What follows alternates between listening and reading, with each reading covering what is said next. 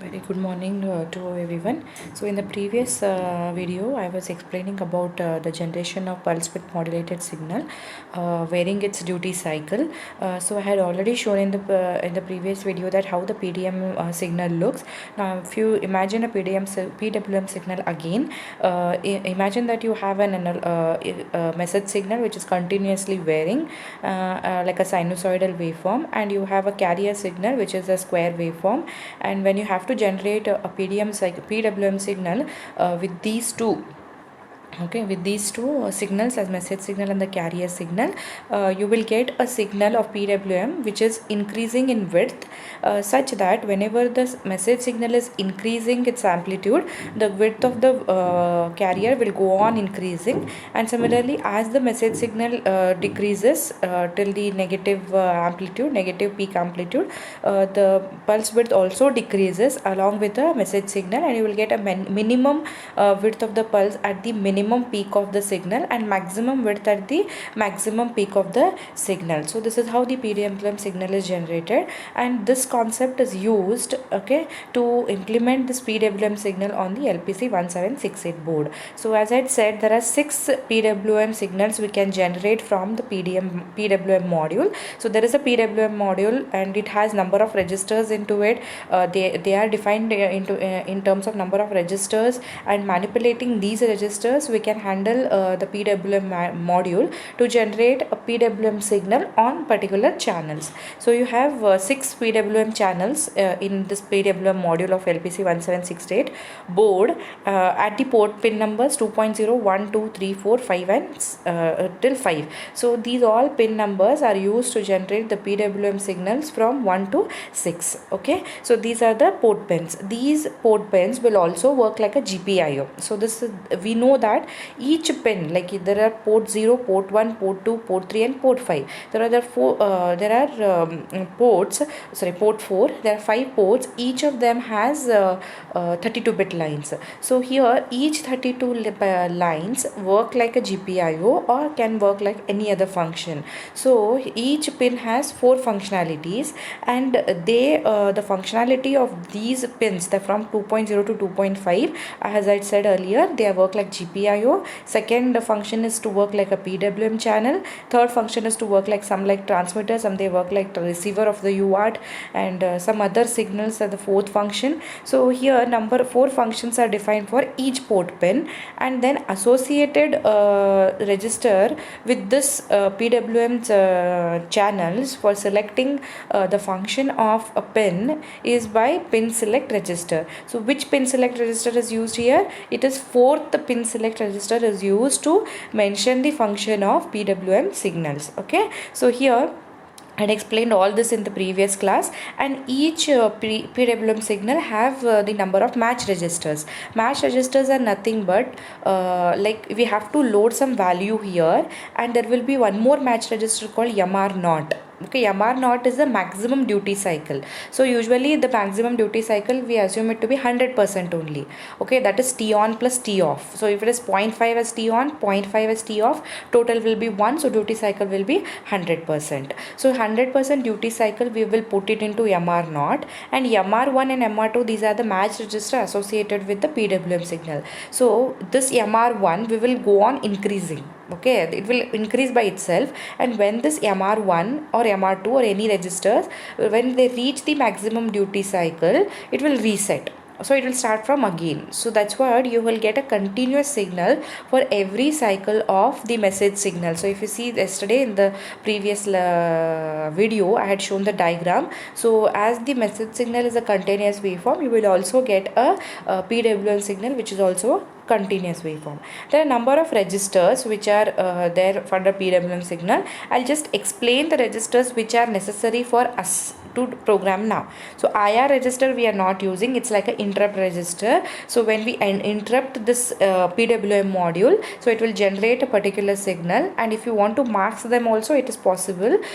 We can enable or disable it. So there are a number of options in this IR register which we are not using it now. Okay, then there is something called timer control register.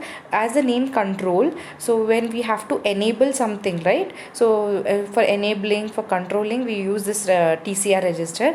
And what all we enable here is, one we enable as timer counter. There is a counter inside this PWM module.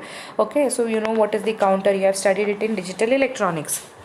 So there is a counter in this PWM model. That counter, imagine that there is an enable pin for it. Okay, so only when you enable this counter block, then only it starts counting, right? So that counter enabling option is there in this TCR.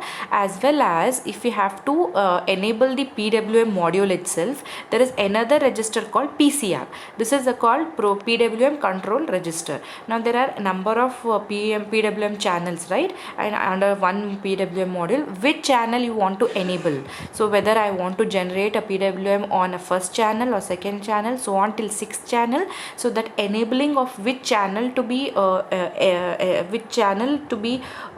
used for generating the PWM signal can be done in PCR. So these are the two register, control register, TCR and PCR. TCR is used to enable the counter, and PCR is used to enable the PWM. Okay, then there is a register called TC, which is a timer counter. This will hold a value. Okay, this value, 32-bit value, and it is incremented. This 32-bit value is incremented every PR plus 1 cycle. I'll tell you what is this PR plus 1 cycle, and it is controlled again by the TCR, as I said earlier. So there is a counter, right? Some value you have to put into that counter value, and it starts counting. Till when it has to start counting, so that is the next register will tell you. And there is something called PR, which is pre-scalar value. Pre-scalar value is nothing but from what value it has to start counting. Okay, so the pre-scalar value we usually put it as 0. So we generate the PWM signal from the 0th instant of time, then it starts counting. So PR value, which is the next register called pre-scalar register, it is the value. Again, it is a 32-bit register. This is used to specify the pre-scalar value for incrementing the TC. So from where the TC has to increment. So if I put a value of 1 into this pre-scalar value, the timer counter, which is a counter available, it starts counting from 1, not from 0. So if I put a value of 50 in this pre-scalar value, it starts counting from 50. Okay, that is the meaning. So this is a pre-scalar register. Then you have something called pre-scalar counter. There is another counter here apart from TC. They all are related to each other.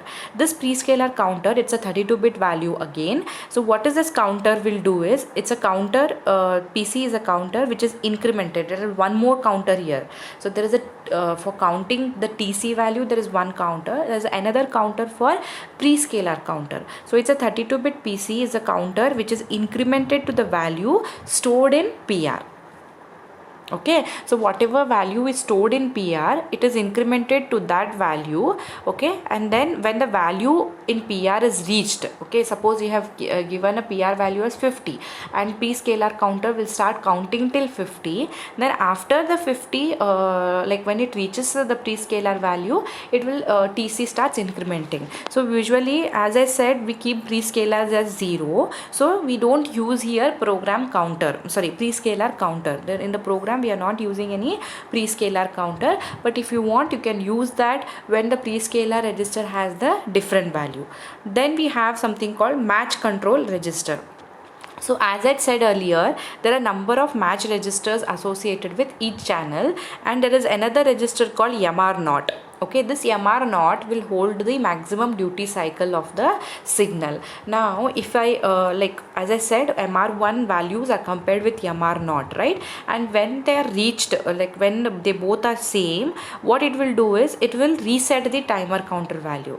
And to do that, like this operation to happen, there is one register called match control register. This is again a control register. Okay, what does this control register will do is, we have to enable one of the pin in this MCR register, so that it will like whenever the MR1 to MR6 reaches the MR0, the TC value will be reset. Okay, it starts from beginning again. So that is what MCR is used to control the resetting of TC, generating of interrupt whenever the match occurs. So this is what is done by this control register. So LER is not used for y'all, so we will skip that.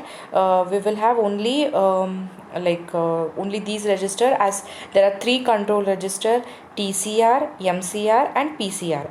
TCR is used for enabling the counter value, which is TC value, and PCR is used to control the PWM channels whenever you have to enable.